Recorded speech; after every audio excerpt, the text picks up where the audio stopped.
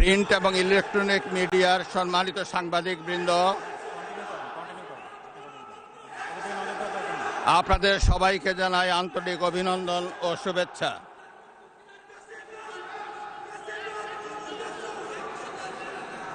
জনাব স্পিকার,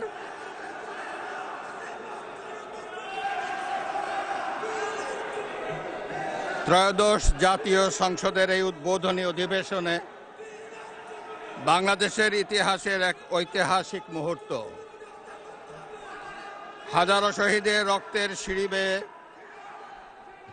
দীর্ঘ ১.৫ দশকের ফ্যাসিবাদী শাসনের অবসানের পর একটি শান্তিপূর্ণ, অবাধ, সুষ্ঠু ও নিরপেক্ষ নির্বাচনের মাধ্যমে নির্বাচিত প্রতিনিধিদের নিয়ে এই মহান জাতীয় সংসদের যাত্রা শুরু হয়েছে।